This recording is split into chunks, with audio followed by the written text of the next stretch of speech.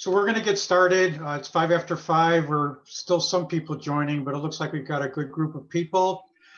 Good evening. My name is Mark Mayer. I am a past president of the Association for Conflict Resolution Chicago chapter. I want to welcome everybody back for this evening's Conflict Resolution Day program. As you know, we had some, let us say, technical difficulties last week. Hopefully, we will have no incidents tonight.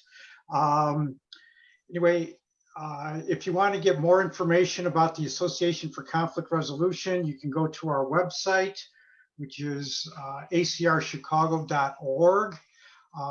This is our celebration of Conflict Resolution Day, which is typically the third Thursday in October, but it is celebrated throughout the month by various organizations, and we're continuing with our celebration tonight. Tonight's speaker is Susan Yates, who is the Executive Director of RSI, which is Resolution Systems Institute. I urge you to go to their website to get more information about what they do and the resources that they provide people. And their website is aboutrsi.org. They are just a font of information. They do a lot of research. Just in general, they do work nationally, regionally, and locally as far as various dispute resolution programs, both for court systems, for groups, organizations, and everything like that. Susan has been leading the organization since the late 90s. And that was part of the reason why we also last week gave her the ACR-Chicago ADR Professional of the Year Award. And we were very happy to do that for her. And without further ado, I am going to turn the program over to Susan Yates. Thank you, Mark. And I want to start by thanking ACR-Chicago for this award. It comes with a beautiful plaque. Which not only is a beautiful plaque, but somebody took some time to really write some meaningful words on there too, and I really appreciate this. Yeah, it'll be easy to remember what year this was when this happened, right? So I thank you also for hosting this event every year.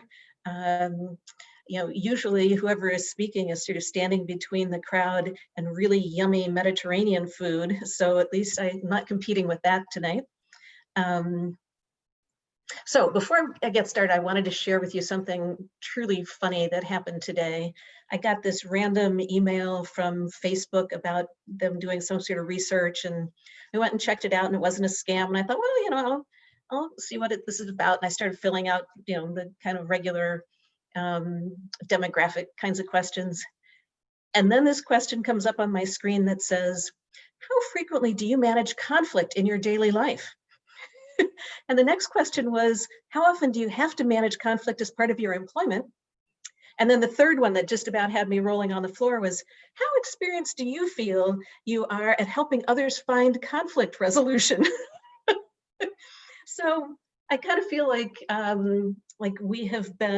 we've arrived, right? We have been acknowledged by the folks at Facebook, and that just cracked me up. So now that we've celebrated that we have arrived, I want to sort of take each of you back to when you first started getting aware of ADR. We're going to talk about the future in a minute, but I just wanted us to sort of go back and kind of reflect on our foundations in ADR, because I think that informs a lot of what we think of as we think about the future. So whether you've been in ADR for decades, like some of us, or you're just getting involved, my first question, and I invite you to chat out responses if you'd like, is what appealed to you about ADR at first? I learned about mediation, arbitration, negotiation when I studied labor relations. And mediation just clicked for me. At Cornell's Industrial and Labor Relations School, you had to be either a labor person or a management person, and you had to dress a certain way and hang out with certain people. And I found that really constraining, and I found it really kind of inefficient. And so a lot of the time when I go back and think about sort of some of my first interests in ADR, it's odd that this kind of conflict is really inefficient was part of what got me started with it.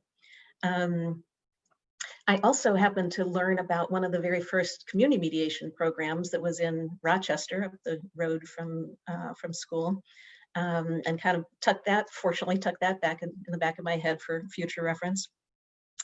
So whatever it is that sort of got you started, then what is it about your sort of your worldview, your values, your personality, and maybe your skills, your abilities?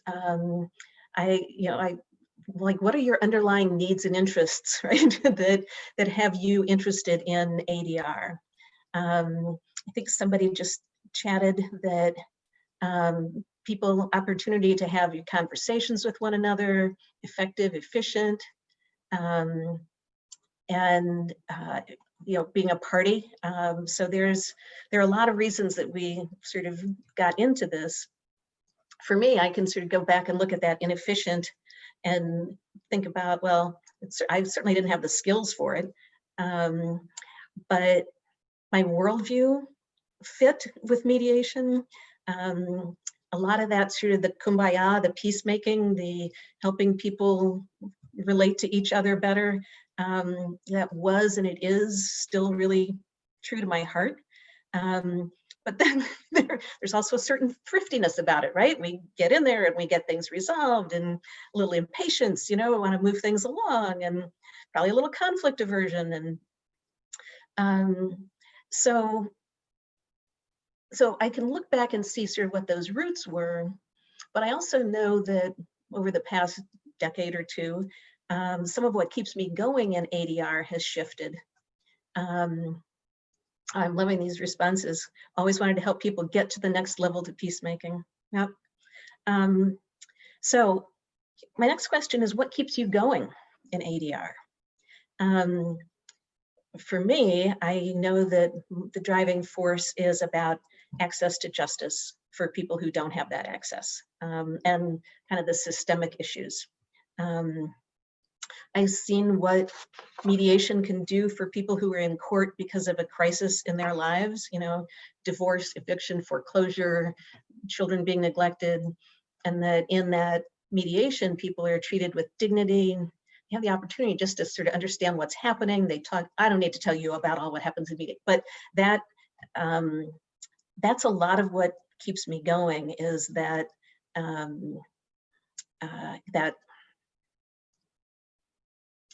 that ability to have a system that then allows individuals to have a different experience in their lives. Okay, so why did I just lead you through that reflection? Because I want you to kind of have those values and skills top of mind as we shift to talking about online dispute resolution. So let's do a quick sort of ODR 101. What's ODR?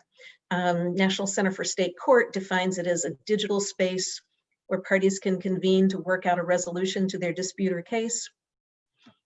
It seems very global. So let me give you 4 examples of ODR processes, because those examples help me a lot when I'm trying to understand something like ODR.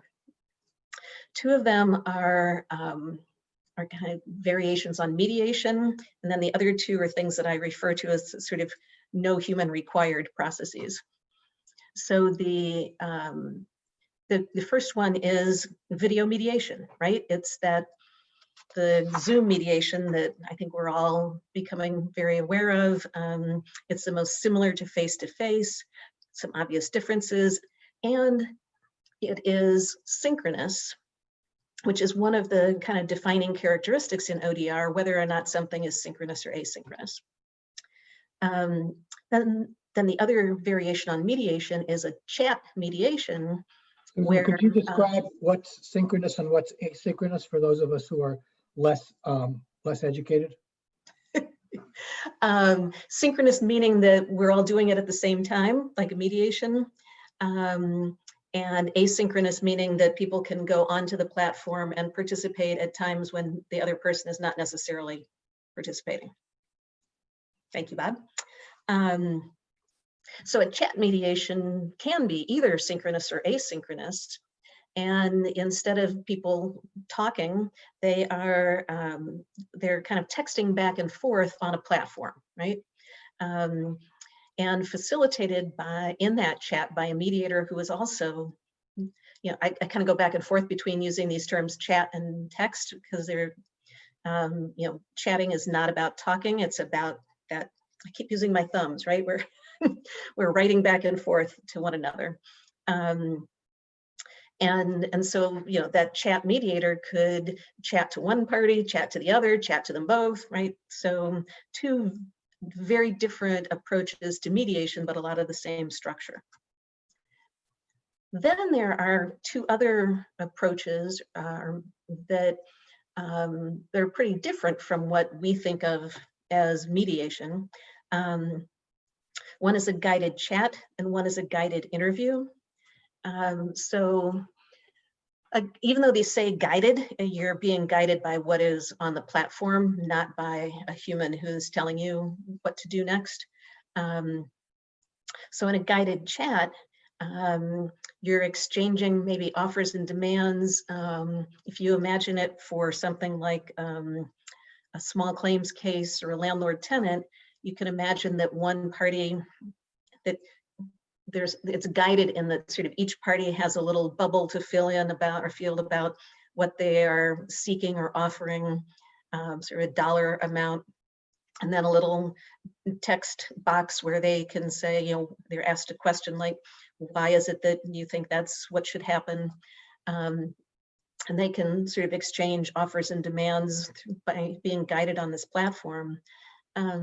Those can get more sophisticated. You can have a platform where the parties also enter confidentially their zones of potential agreement, right? There's ZOPAs, and then the platform can tell if those zones overlap. You can have it set up to be something that's not mediational at all, where the platforms, you can tell the platform before you get started, if we overlap, just split the difference and that'll be it. So there are variations on that kind of guided chat.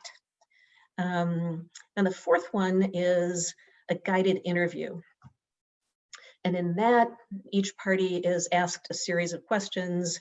Then the other party, then the platform goes back and tells them sort of what they agree and disagree on.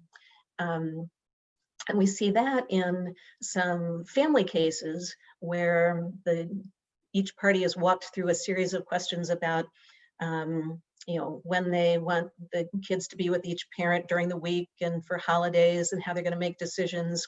And then the platform, either one parent fills it out and then that gets sent to the other parent to review and decide what they agree on, or each parent fills it out and they get a report on what they agree and disagree on.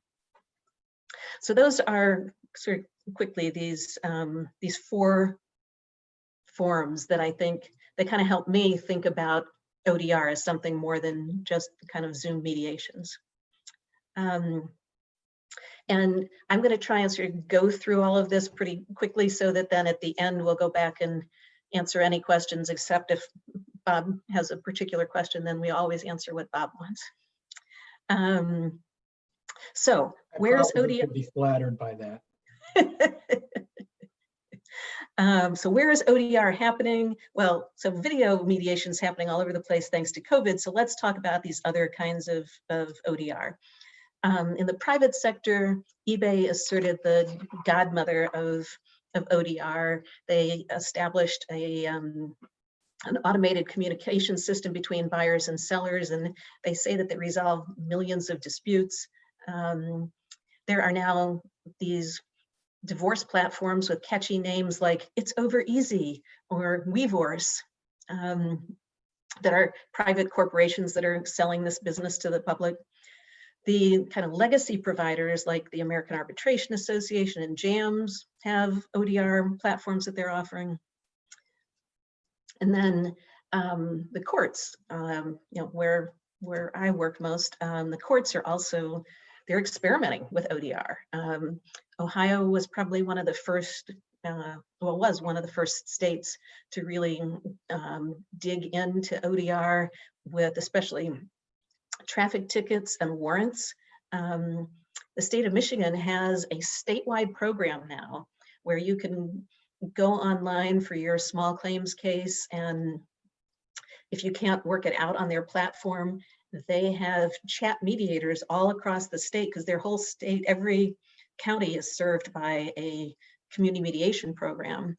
Not that every county has one, but so one program might serve multiple counties. So everybody has access to this ODR for small claims. They're working on some programs for child support enforcement and parenting plans. So they're really going all in, as is Utah. Utah, they had their in-house IT department develop a platform for small claims for the whole state.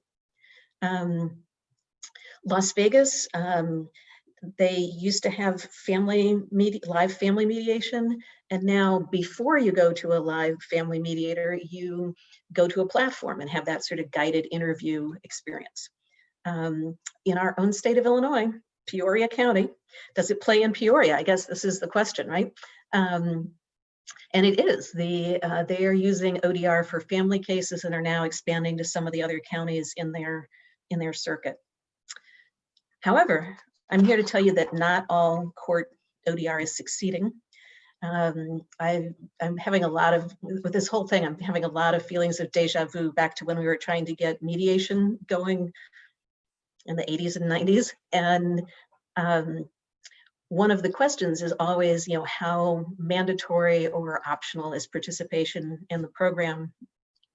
And I've seen some courts that have either programs that are optional, or that even if they're called mandatory, there's no sort of enforcement. People aren't really mandated to try them, and people aren't using them. What I've seen, and I have come to believe over the years, is that we humans think that mediation is a great idea and ODR is a great idea until we're in conflict. And then we would very much like to win, thank you very much. And so that idea that people are going to opt in to ODR, it doesn't work that way for the most part with, especially with self-represented parties in mediation. And there's a rural state where they have small claims throughout the state that's on ODR, and not Utah, another state, and it's not being used. There is a densely populated suburban district in another state, not being used. There's a densely populated metropolitan area in yet another state. These all have like less than 10 or 20 cases a year that are going into their ODR platforms. So we're seeing a lot of the same issues and some of the same barriers, I think, as these programs are being designed. So let's talk about where and how ODR might happen, because RSI has a vision. Those of you who know me have probably had to listen to me go through my description of this vision before, but here we go. The vision is to help parents who are poor, low income, self-represented, otherwise just thinly resourced, reach agreements on their non-financial parenting issues, right? Like weekly schedules, holiday schedules, the decision-making I mentioned a minute ago.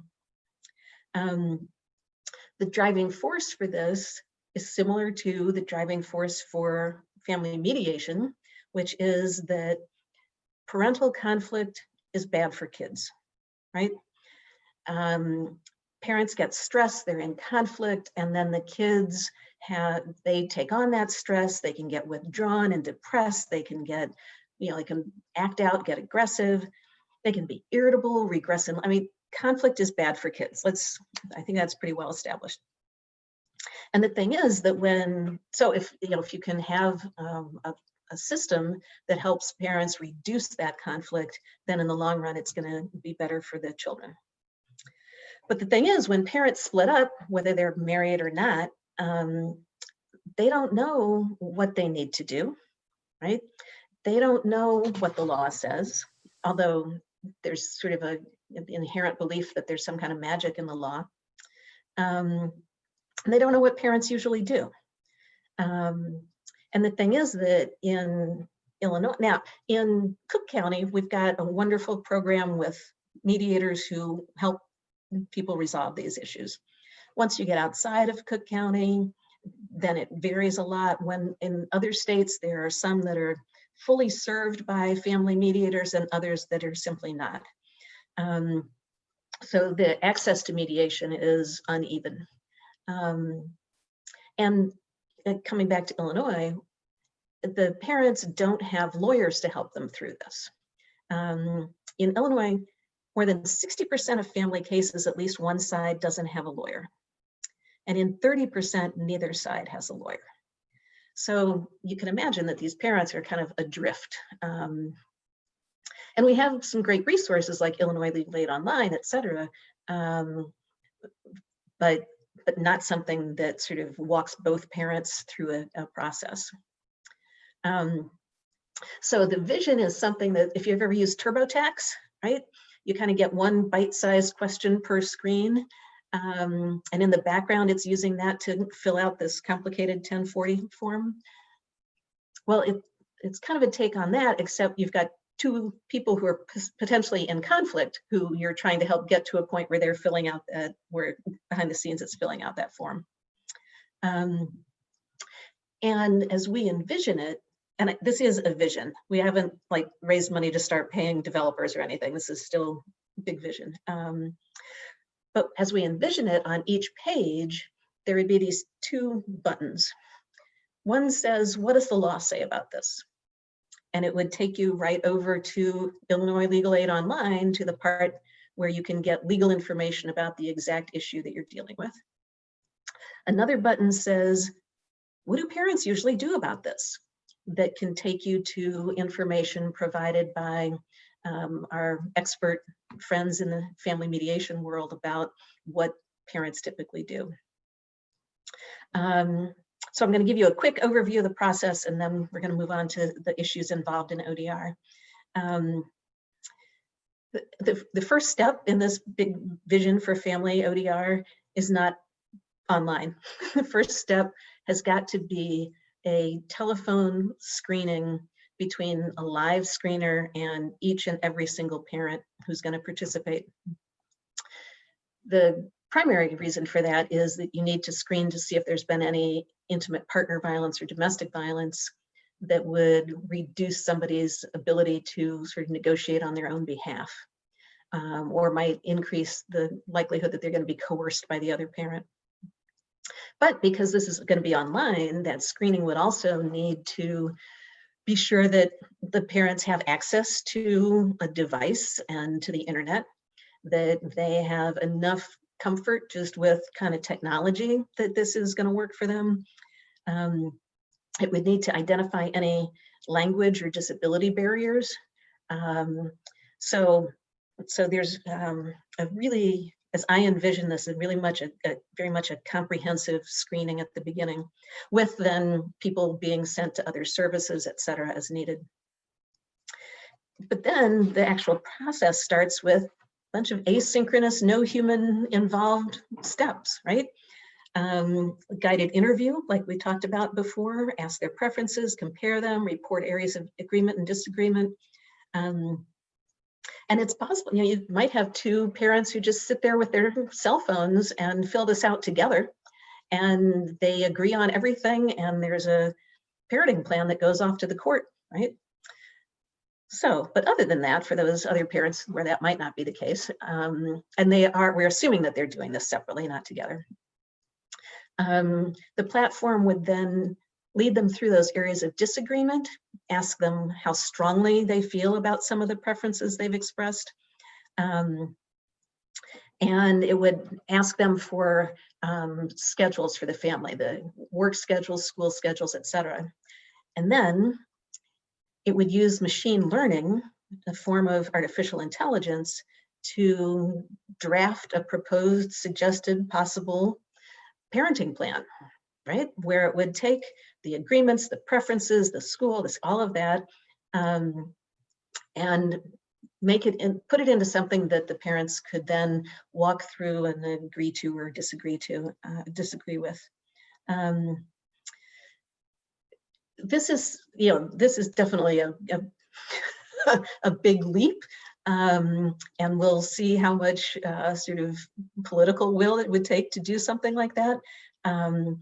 But it would fill sort of this hole that mediators have experienced in working with parents. A couple of these holes. One is with self-represented parents or self-represented clients in general, is that if you start making suggestions about how to resolve their issue, then you're going to lose your neutrality, right? And if you start saying, here's how to resolve this, that you could lose your neutrality there too. Any agreements, partial, full, whatever, would all have to be approved by both parties before it would go back to the court. So there's one last sort of floating step in here, that's the floating chat. And this is for those times when, how if you've sort of gotten close, but you haven't quite figured out an agreement on a term, you can't really just rely on picking and clicking, because I'm assuming there's going to be a lot of low literacy among the users. The main platform would not require people to be writing, but if you need to really work out some details, you may need to be able to sort of have that kind of guided chat function to iron those out. And then, if there are still other pieces that are not resolved, you could have asynchronous video mediation, right? But it's, the idea is that as much as possible gets resolved prior to that. And whatever you get to in terms of that mediation, just having gone through all of these steps, the parents are going to be so much more well educated, right, about what their options are, etc. So this is big vision. In the meantime, RSI is doing lots of other stuff with ODR.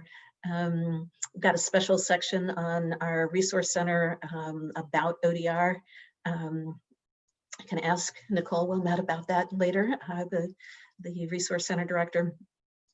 We're in the midst of a national convening of experts on family ODR, evaluations of court ODR programs in other states, working on a planning grant with the Center for Conflict Resolution and Dispute Resolution Institute on family ODR in a couple counties in Illinois. So through all of this work, we have identified a group of issues that need to be considered when you're thinking about ODR.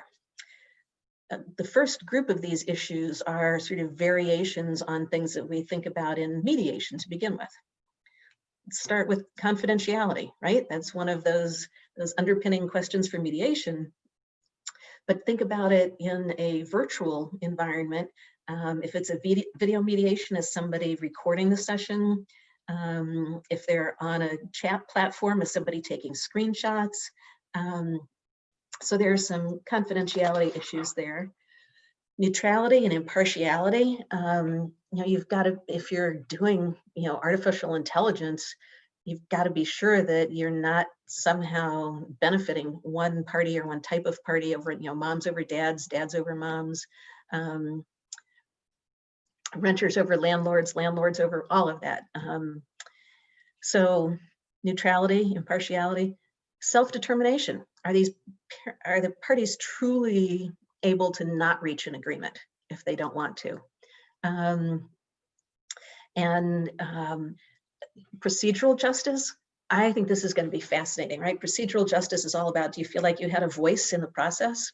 And are parties going to feel like they had their say, like they were heard in a virtual platform where maybe there is not a human involved to be hearing them? No one knows how that's going to play out. Issues about safety, intimate partner violence. You know, if you're doing a Zoom mediation, you know, you don't know who else is in the room. Serving individuals with disabilities, in some ways, ODR, I think, can be really helpful in that, you know, if you have parties with mobility limitations, or if you have, you know, parties with some hearing loss, they might really be able to make good use of a guided chat, for instance. But what about visual impairments and dexterity? You know, there's a lot to be considered when it comes to serving people with disabilities in an ODR environment. And we talked about already sort of limited English literacy, and that's whether someone's first language is English or not. So there are 3 issues that are more specific to ODR. And the first is data security, right? During ODR, how are you sending your documents? Are they encrypted? Have you set your Zoom so you're not going to be Zoom bombed? ODR data more generally, like who owns that data, right? The court, the vendor, the mediator, who might hack into that and what might happen? Second issue here is access, right? Do the parties have access to a device? Can they get online? Even if they do they have enough technical comfort or literacy to use ODR? Do they have enough data? Do they have a strong enough signal? And then the last one is transparency. And that is, you know, things like, are these if your underlying algorithms are free of bias, how do you demonstrate that, right? How do you report on the outcomes and levels of satisfaction for various types of parties? So there are a lot of issues to be dealt with in thinking about ODR. But I want to circle back around to where we started and ask kind of a different version of that question. And that is, I'm going to ask 2 different questions. One is, how does ODR fit for you with your worldview and your personality and your skills, et cetera? And I welcome you to chat out some answers.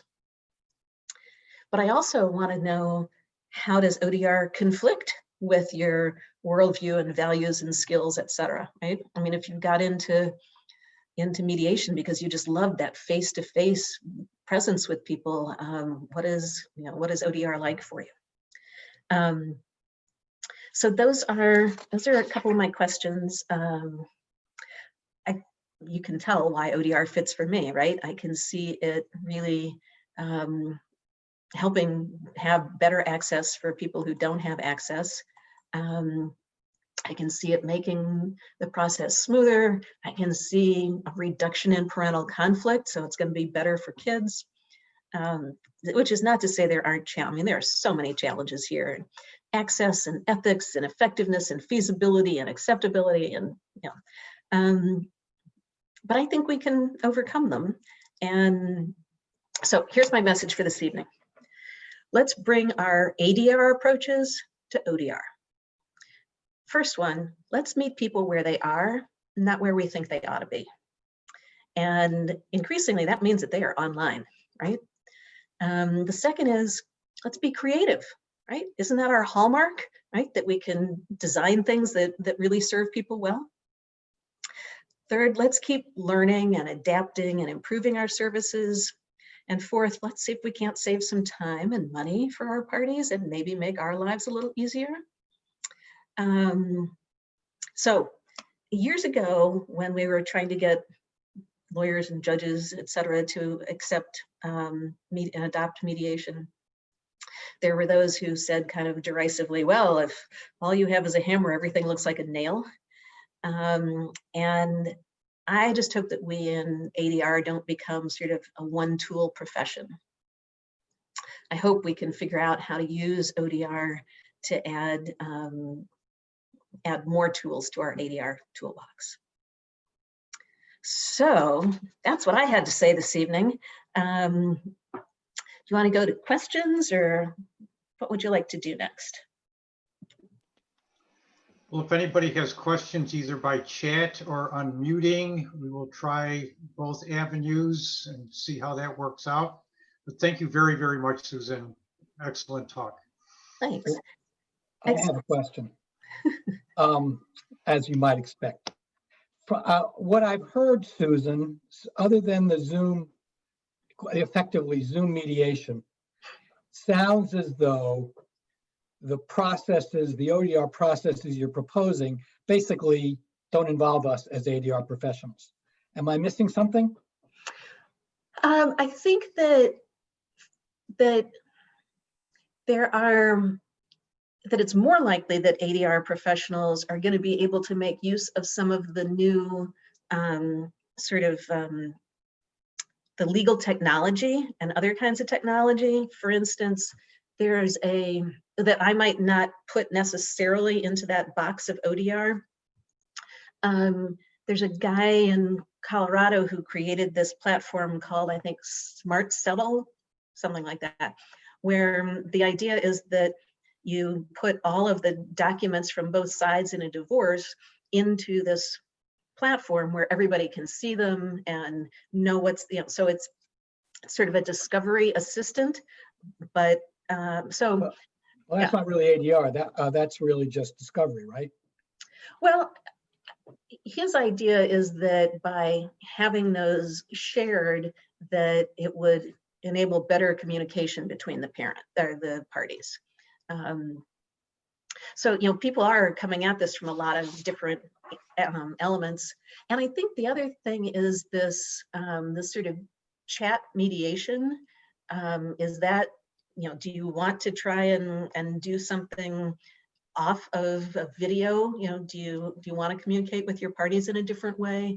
And is there a way potentially to use some sort of a platform to help the parties resolve whatever is the low-hanging fruit before you start working with them?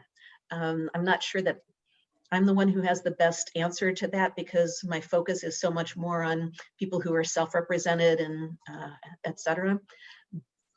But I can imagine that there would be some ways to make use of some of these the no human involvement processes before you had people actually getting to a Zoom mediation.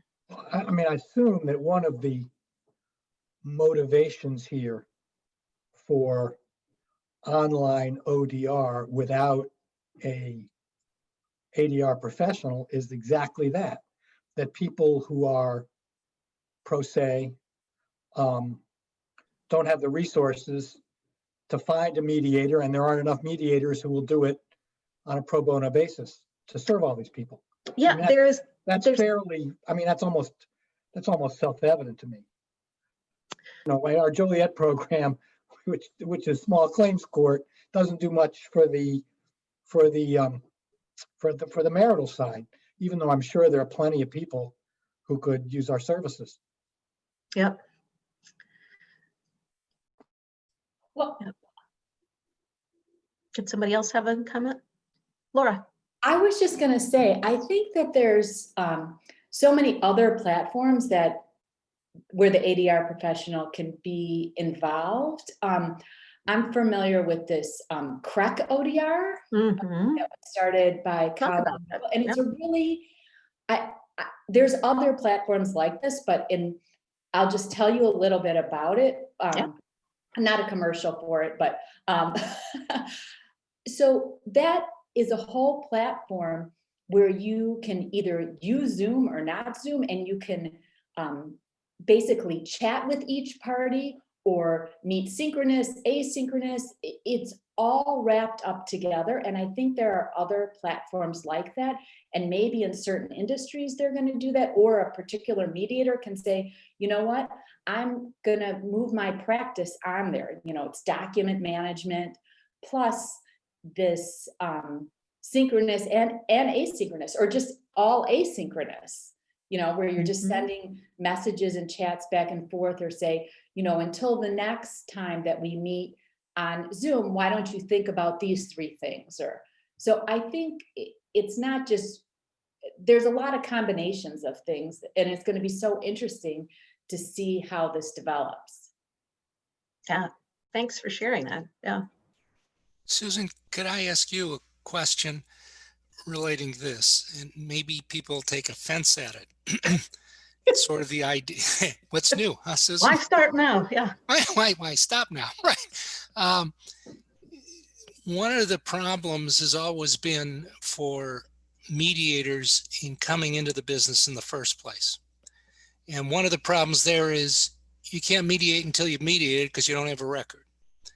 And now we've got this whole skill aspect that you can take all the courses you want, but if you don't do ODR a certain amount of time, you are not facile enough with the technology. It gets you all garbaged up. I heard Jerry Brown say that Jams for them had someone to handle that, but it still took her a number of months before she got comfortable with this added element and not be a distraction. So where I'm going to get offensive probably is one of the ways, sort of like medicine, where you get your practice in the poorhouse kind of a thing, that people who have the mediation training, but they don't have the experience, could they get some of the experience in that? So it is also a way to be able to say to people, yes, I have done it, as well as get the skills. That's the question. Yeah. So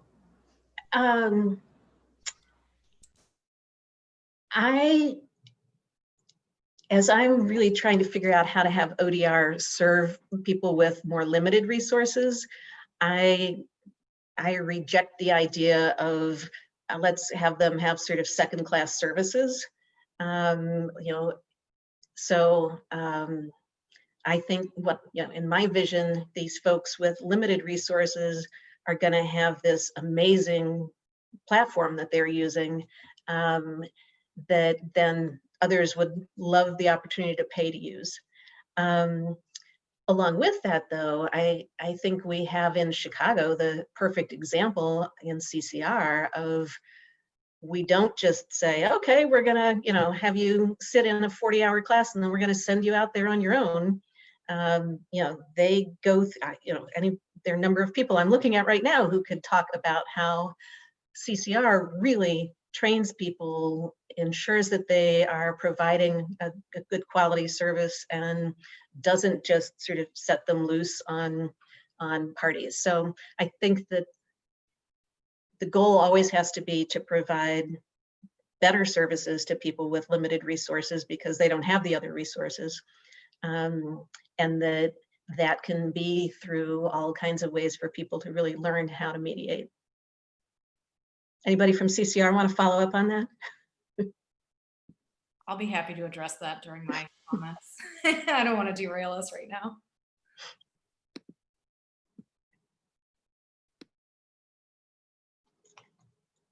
I can't see everybody on my screen at once, so if somebody wants to say something, you may need to just speak up.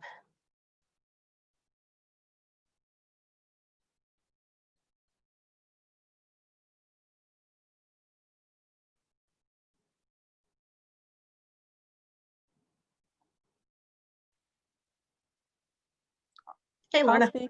Hey, Susan. So, I mean, I think this all sounds brilliant. And like with anything, I completely agree with your comment about you have to meet your parties where they are.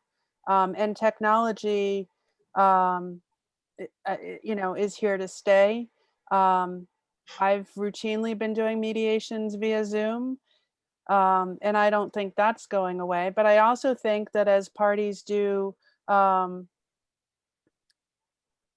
more pre-work sometimes, and that's in essence what you're saying, and this goes to Bob's point, is I think that, if there's a tool that can make that easier for parties, and I don't think we're ever going to take the human out of the equation, right? But if you can simplify it and use your time more effectively, and I guess as parties maybe exchange mediation briefs or whatever, but if you could sort of get the nuggets out of that or have a machine tell you where to, I mean, that would be great. You're still going to need to perhaps take it to another level. But I mean, I just see that it's, I think people are going to want it more. Everyone seems to want to do more faster. So it seems to you're honing in on what needs to be honed in on that a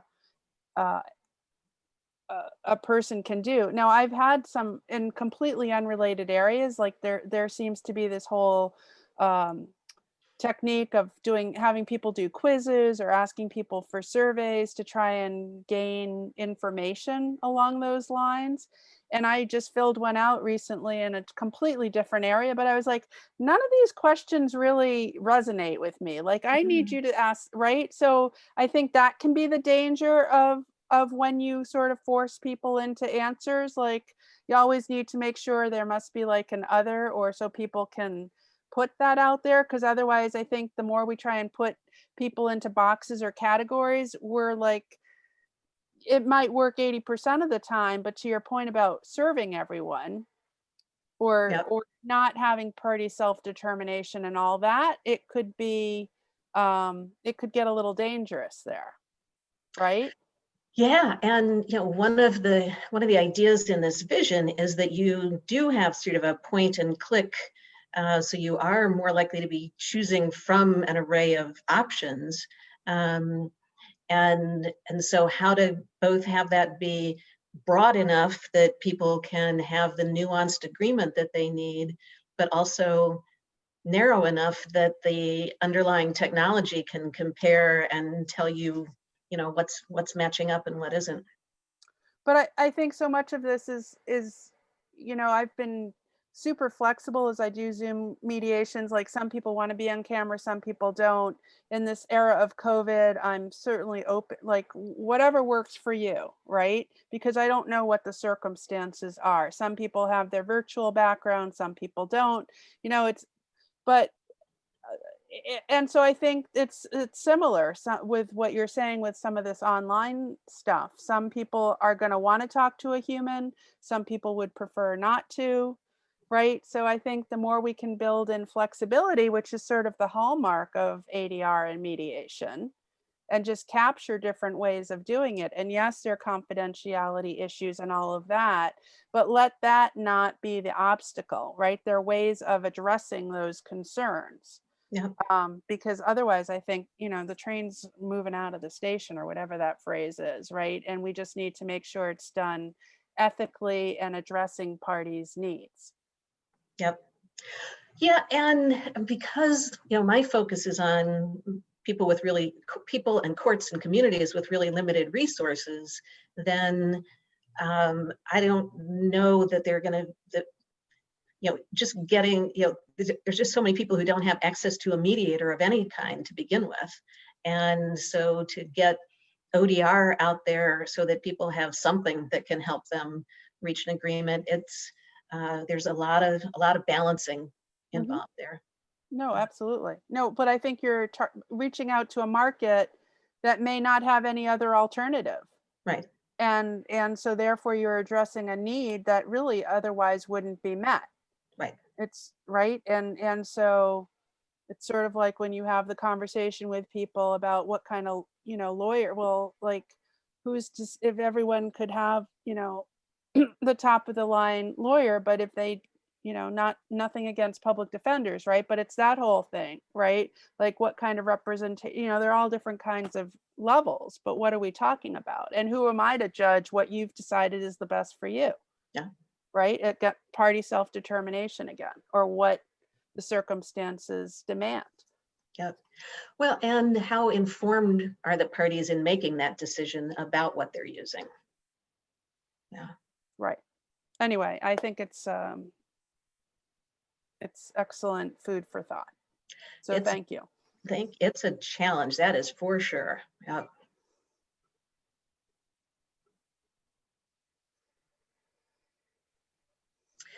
Well, if people don't have other comments they want to make, I have to leave you with one last reflection, which is this conflict resolution is a personal reflection. Conflict Resolution Day has, prior to this year, lodged in my mind from about 8 years ago, because it was when I came home from Conflict Resolution Day one evening from the event, that my son, who was a senior in high school at the time, said, "Mom, I'm going to enlist in the Marine Corps." So, so now I have two wonderful memories. One that was shocking and one that is purely lovely about this this wonderful evening that ACR-Chicago puts on. Did he enlist? He did. He served for 5 years, and he Awesome. is home and in, all in one piece. Yep. And going to school on the GI Bill. So, yeah. So, Mark, I think it's back to you. Well, hi, and thank you, Susan. This is Kristina. I'm going to start sharing my screen because we are going to open it up now to a few organizations who I think many of you are very familiar with, who have been part of the Chicago land area, ADR, and part of our conflict resolution day for many years. So we're just going to go in order of the slides. So our first one is RSI. So if there's, I'll turn it over to whoever was planning on speaking about RSI. Sure. Hi, everybody. My name is Nicole Wilmet, and as Susan mentioned, I'm the Resource Center Director at RSI. And I can just second what Mark said. I highly recommend you go visit our website. I manage our website and the resources that are on there in our Resource Center. And Kristina asked us to talk a little bit about what life has looked like for us during the pandemic. And I can say that fortunately for us at RSI, life looks relatively the same. We're very blessed in that way. Prior to the pandemic, we had 2 staff members that were working remotely already, and now all of us are just working remotely. The biggest change that RSI has seen is RSI manages 2 programs. There's a foreclosure mediation program in Lake County and foreclosure mediation and child protection mediation program in Kane County. And all those programs are now online. They're all using Zoom. And I talked to both of the program coordinators who both said that those are going really, really well. Kevin Malone, who manages the programs in Kane County, shared with me that it's actually been really nice to do the foreclosure mediations over Zoom, because he said that prior to the pandemic, usually the lenders would just call in by phone and all the parties were in person. So he said now it's been nice to have the mediations on Zoom because it gives a face to the lender. And he said that with respect to the child protection mediation programs, he said that they've only done 2, but both of those have gone really well. And he said that the mediators really like having Zoom's waiting room option. And they said that they feel like it helps them to have a little bit better control of the flow of the conversation. With respect to what I have done, my day-to-day looks very similar. I'm just doing it at home, but what we have done is trying to put front and center resources that will be most helpful to courts during this time. So what that looks like for me is sharing resources to our social media about online dispute resolution. I write our RSI's newsletter, which goes out monthly. And so we've shared lots of news stories about the different programs that are starting across the country. There's a lot of different court eviction programs that are launching in anticipation for the evictions that might happen as a result of the pandemic. So sharing stories about that. I also did a nice interview with Doug Van Apps about Michigan's MI Resolve program. That's their ODR program that Susan mentioned, just to try to get some information out there to other courts that were thrust into having to do an ODR type of mediation. So yeah, mostly life for us looks the same. And if anyone has any questions, I'm happy to answer them. Otherwise, it looks like CCR is up next.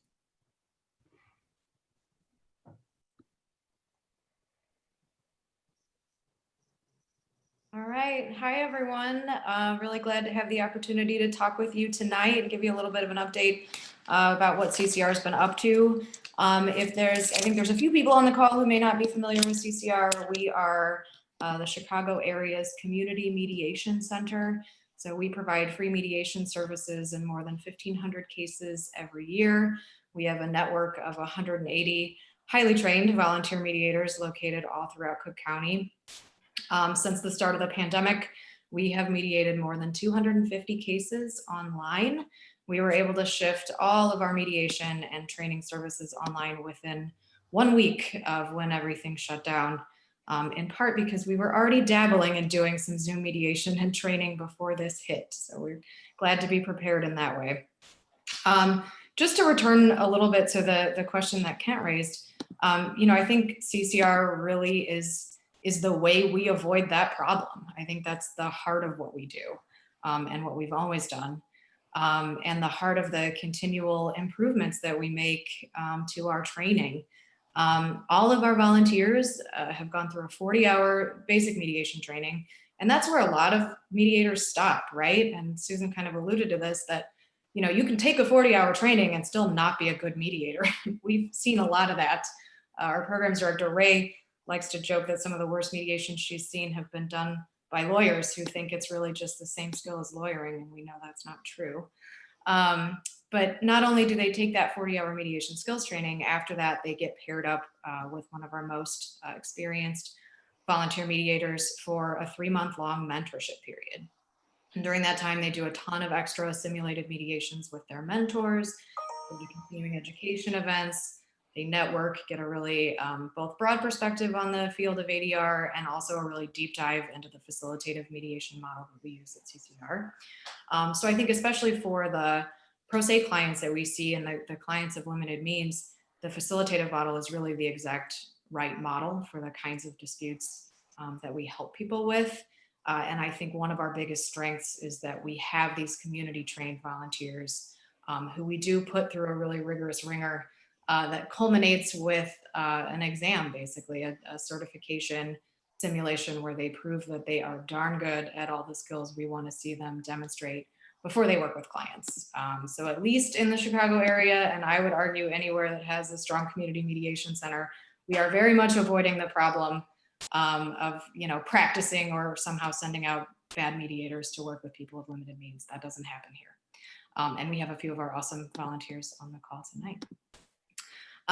The other thing I just want to say about our volunteers is that we as staff members at CCR have been just blown away by the incredible enthusiasm and creativity and willing to jump in and learn new things that our mediators have demonstrated during this time. We have a lot of people who volunteer for us who would very much not describe themselves as tech oriented. And probably never would have envisioned themselves mediating or training on Zoom, who now are old pros at it. So I'm really proud of them. And in moments that have seemed like low points for us on staff over the past several months, the volunteers have really kept us going and have been an absolute inspiration. We have made a number of adaptations for our clients to help them use Zoom. And as Lorna and Susan mentioned, there's a wide range of levels of comfort that clients have with Zoom. So of course, we have some clients who call in, we have some clients who don't want to use video. We also have some clients who have a hard time finding a private space in their homes to do mediation, and people who want to access Zoom but don't have the technology to do it and are open to learning. So to keep serving those folks, we have our office open now at least one day a week to help serve parties who just need a private room to do the mediation, or who need to use one of our laptops, or who need a few pointers on Zoom and want to fully participate with video. So we've been able to do that safely and with some careful protocols in place. We're not having everyone in the room for mediation. It's still being done remotely in those cases. We are working to serve the Circuit Court of Cook County still. It's been a bit of a learning curve, a longer learning curve for them for getting all of the court calls online, but we are starting to see a lot of our small claims mediations and eviction mediations come back. We expect to play a really major role in addressing what everyone projects will be an eviction crisis in Cook County as soon as the moratoriums are lifted. So we're glad to be able to step in and help the community in that way. And I wish it wasn't the case, but we think there's going to be a really incredibly high call volume of eviction cases in the coming months. We have done a lot of training during this time. I'm going to turn it over to Larissa in a minute to talk about that, but I think we've done, she'll correct me if I'm wrong, but at least 5 full 40-hour mediation skills trainings online since the start of this. And we've also responded in other ways to things the community is going through. So some of you may have heard, we are serving as neutral facilitators and focus group facilitators for a lot of dialogue that's being done between communities and the CPD. Our programs director, Ray Carizzi, was the neutral facilitator for the group considering changes to the CPD's use of force policy. And following from that, we have helped to facilitate a number of community focus groups who are providing input on a variety of other CPD policies. And we have also seen our newest program at the Cook County Juvenile Temporary Detention Center shift quickly to Zoom, which has been really interesting and fascinating. And we were able to do listening sessions with youth at the JTDC to plan the program and integrate their voices and what that program would look like all over Zoom. And now we are training them and offering them the opportunity to participate in re-entry mediation with someone who's going to be important to their lives as they leave the JTDC, whether it's to go home to their communities or whether they're being transferred to an adult facility. So that's it for me. I'm going to turn it over to Larissa, and then we will take questions for both of us after that. Thank you, Cassie. I see many of you that have taken our 40-hour training. I see some of you that have delivered our 40-hour training. And so as Cassie said, we've actually done 7 full 40-hour trainings since the pandemic. We just finished up training the last of the law schools for this session, and it was a bit of a learning curve for us, but it's good. It's just different, but it's good. And one of the nice benefits is we're able to reach a wider audience. So we're going to encourage you, if you have people that didn't want to make it downtown for 8:30 to attend a 40-hour training. We have a few people signed up in the December training from Arizona and other parts of the country. So it's really nice to be able to extend and grow in that way and get the input from different people, which is always one of the joys of training. The other thing I would really like all of you to know is we are more than our 40-hour training. We don't just do mediation skills for the individual. We do specialized training in conflict management for groups and organizations. We work with nonprofits, we work with law firms, we work with any type of business, and we will customize conflict management training. We have a new workshop that we're really excited about giving effective feedback. Which is really helpful for a lot of people, particularly in this climate. And we're also offering more workshops for individuals. The one that we just completed, and we're doing another session, is coming up on November 17th, is having difficult conversations. And through that workshop, we prepare people that have to have a challenging conversation in either their personal life or professional life. What skills are you going to implement? And how can you most effectively do that? So please think of us if you're thinking of conflict management or any type of area where resolution is complicated. We're going to see if we can help. I'm going to go ahead and put a link in the chat, but as Cassie mentioned, either of us are happy to take any questions you have. Thank you.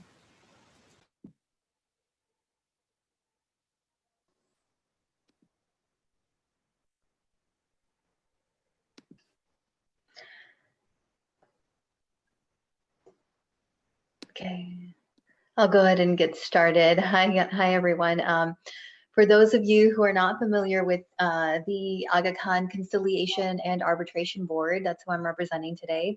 We are a platform that provides dispute resolution services it's a community-based organization that that practices globally, actually. So the some of the differences is that we provide these services for our community on a local, regional, national, and international level. So, you know, I think Kristina had spoken about having us talk about some of the things that have changed in providing our services during COVID. So, of course, we are a free of cost organization, so individuals can come to us for within the community and for any types of dispute that they may have. And one of the things I think there was a big transition. However, I would say that the fact that we do international and national mediations, you know, that was clearly not in person. A lot of it was, over the phone, email, etc. But Zoom came into play and really served to be very much more effective than it did. As far as the local mediations, yes, we had to turn to a different platform. But very quickly, our international team was able to put together a training, train all the global mediators so that the training stayed consistent for everyone. And that way, the process really, stayed the same. Of course, we ran into the same challenges. I think, Susan, you mentioned confidentiality, that the privacy, do we know if anyone's in the room? Do we know, if the mediation is being recorded, screenshotted? Yes, we express and have concerns over the same kinds of challenges. However, at the end of the day, when our goal is to help these parties and do what we can ethically, I think that's just that gave us the ability to overcome some of the things that some of these challenges. And that's where these parties are still willing to come to CAB. That's short for Conciliation Arbitration Board.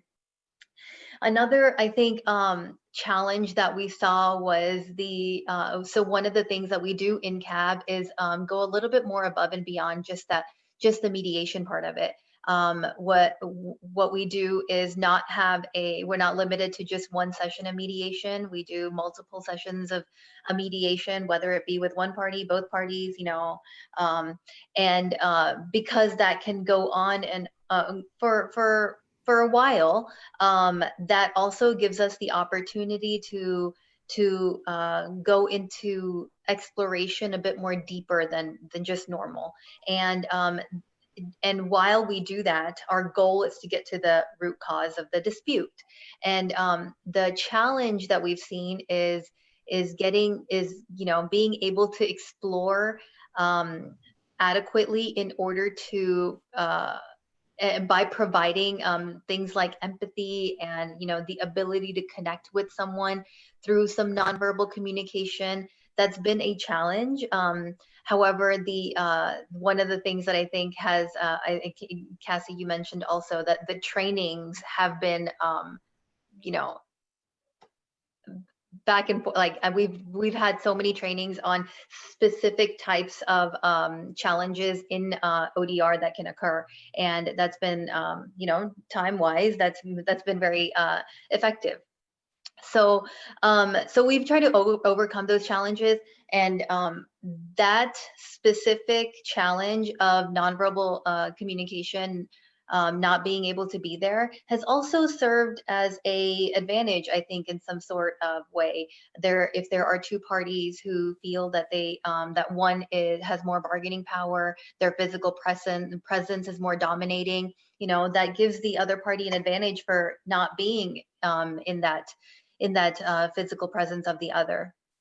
I also think that, the safe, because it's a community-based mediation, we would meet in our Jamaat Khana and at a specific place.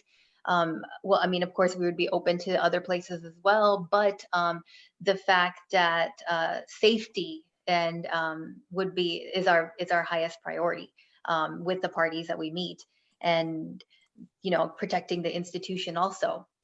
So the Zoom ODR aspect of the mediation kind of has a built-in social distancing part of it. So that helps. The ability to schedule Zoom mediations is a lot easier because we are a volunteer-based organization. A lot of the mediators that are on our board are volunteers and have a full-time job. So scheduling, mediations with parties after hours or on the weekends has been very flexible. In fact, we've been able to get feedback from parties following a mediation, and it seems like Zoom's, ODR within our community is definitely here to stay. And I mean, I think that's kind of going to be the case overall in the world of ADR, because the way it's looking, it seems like the technology is only going to get more sophisticated. And I mean, already we have a Zoom that has the ability to provide these, private caucus rooms and breakout sessions. Those kinds of things have made it extremely helpful. And the ability to control the mediation more is also a big advantage that we've seen. I think that another challenge, I think Susan, you had mentioned, was that the privacy, the tech concerns, you know, the ability for parties to not be able to get access to the appropriate resources. That's a challenge, and hopefully, you know, we can overcome that by, I think, Cassie, I think that's incredible that you guys have been able to open your office just to provide, you know, one party to come. And I hope that that's something that, you know, we can do, is have that ability to provide the parties when they need it. I think, you know, the fact that we have mediations that occur locally, regionally, nationally, and internationally, and it's only the cases have come in just more and more. At first, it slowed down because there was such an uncertainty about what was going to happen in the future. But now that it seems like you know, people are becoming, it's not stable, but people are becoming more comfortable with the situation. There are changes in the normalcy of their lives, and that's causing conflicts and disputes between family members and spouses.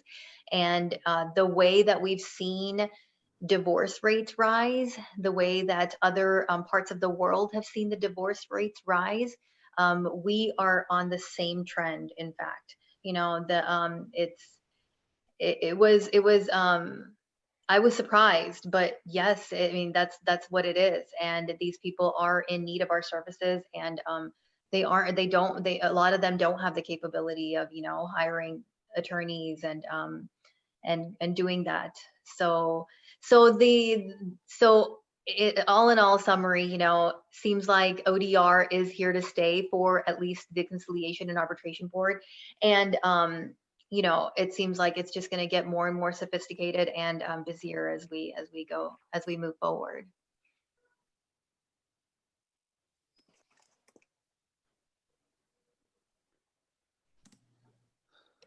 Hi, everyone. Hopefully you can hear me okay. I've been having a couple of issues with my microphone. So, okay, awesome. My name is Kate Osterman, and I am here on behalf of Dominican University to discuss our Masters of Arts in Mediation and Conflict Resolution.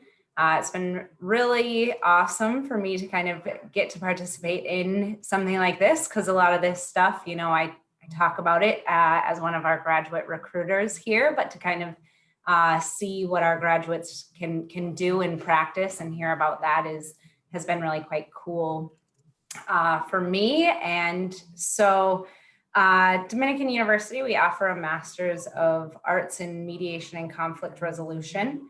Prior to COVID, the majority of our program actually was already fully online. So we have a 12-course full master's degree, and 10 of those 12 classes were already previously offered in the online format. So the other 2 classes were kind of our 40-hour trainings in mediation skills and then negotiation skills. So we've kind of had to pivot a little bit and figure out how to adapt mediation and conflict resolution training to an online Zoom format. However, this fall we were able to successfully get a space on campus large enough to kind of have some face-to-face mediation training still, kind of safely and distanced enough, but we are the first graduate level conflict resolution program in Illinois, like full master's programs, and one of the first in the country. So our program was co-designed by the National Mediation Board, and we partner actually with a lot of local companies and agencies. We have a really great relationship with the Maywood Courthouse. In fact, we have a practicum specifically for some of our students to get hands-on mediation training with current professional mediators at the Maywood Courthouse, as well as encouraging a lot of our graduates as well to work with CCR and the mentorship program. So hearing about that as well was really quite cool. And one thing that we are kind of currently focusing on in the middle of our pandemic, but also kind of taking a focus on our social climate change with everything kind of going on, and social justice is something that is really important to us here at Dominican University. And an initiative that we're working on is offering graduate level certificates. So like a 4-course certificate training for police officers and different police departments to help initiate different verbal mediation and conflict resolution skills with our local police departments in the Chicagoland area. So that is something that we just launched this fall and are just kind of in the development stages of, so really hoping to kind of see that grow and flourish. Of course, launching a program like this in the age of COVID is different than kind of launching any other program or initiative in the past. So I didn't have anything much else kind of prepared other than just a little overview about our programs. I can put the link to the master's program in the chat as well, and I'm happy to answer any questions about Dominican or our degree that anybody has. Bob Berliner. I'm the president of the Illinois chapter of the Association of Attorney Mediators. I will be brief. We are losing participants, and I don't want to be to keep people longer than they need to be kept. But I joined. Actually, I'm with Mike Leach and Catherine Dutenhaver. We started the Illinois chapter of this organization. It's a Texas-based association of attorney mediators. Texas, it may surprise you to learn, is far advanced over Illinois in the use of mediation in the regular courthouse, commercial and personal injury, and cases where there are lawyers involved. Almost every case in Texas goes to mediation. So some of the most experienced and skillful mediators in the country are in Texas. We are the largest chapter of the association outside the state of Texas. And we have, I got involved largely because the quality of the continuing legal education programs that the organization, the national organization, runs is unsurpassed. If you're a lawyer mediator, you can't do better than learning from these folks. The Illinois chapter has two major functions. First, we run a monthly program, a presentation, usually sometimes by one of our members, sometimes by a non-member, on a subject of interest to mediators that almost inevitably, almost always qualifies for continuing legal education credit. And they're really terrific programs. And I think any of our, I saw some of our members signed on here. I think they will be glad to testify to the excellence of those programs. The other thing we do, we are not a provider of ADR services. We are much more like a bar association. So we don't compete with JAMS or CCR or anybody like that in terms of provision of mediation services. We do sponsor and run a program that provides volunteer pro bono mediation services to the small claims court in Will County. I started this program about 12 years ago. I have to say it was largely for selfish reasons to get experience, but it's become a mission. And we have a number of our members who, when the courts were meeting live, would go to Joliet to mediate cases. The online we've adapted to, but the courts, the mediation program hasn't been as robust on Zoom, largely because the bulk of our cases were always forcibles, landlord-tenant cases. And with the stay that the governor's put in place, those are pretty much dried up as mediatable conflicts. We still get a few, and we're very proud of our results. We're very proud of what we've done. We're very proud of the opportunity we offer to new mediators to to learn their skills and practice their skills. Always, they start out being accompanying an experienced mediator, and then very quickly they're capable of taking cases on their own. And I'll answer any questions, but that's really all I have to say. I want to thank you for your attention.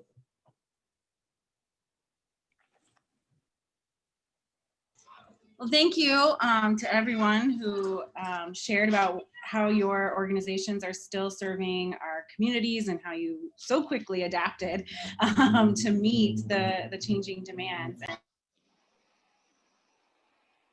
So thank you for everyone for being part of this Conflict Resolution Day 2020. And I really hope next year we're all back with wine and Mediterranean food and getting to see each other in person. So I'll give 1 minute if anyone did have any questions. If not, we'll look forward to seeing you soon. I just want to thank everybody for participating this evening. I thought it was an excellent program, thought-provoking, also provided, I believe, some positive and hopeful information in these times. This was a very good celebration of Conflict Resolution Day. I specifically want to thank Susan Yates and the various organizations that participated and everybody who joined us this evening. As Kristina mentioned, we are recording, and at some point, hopefully in the near future, this will be posted on the ACR-Chicago website. So if you want to go back and listen to anything or just see people, you're free to do that. So again, thank you very much. Stay well, stay healthy, stay safe. Thank you very much. Thank you to you, Mark and Susan. Thank you. You're welcome.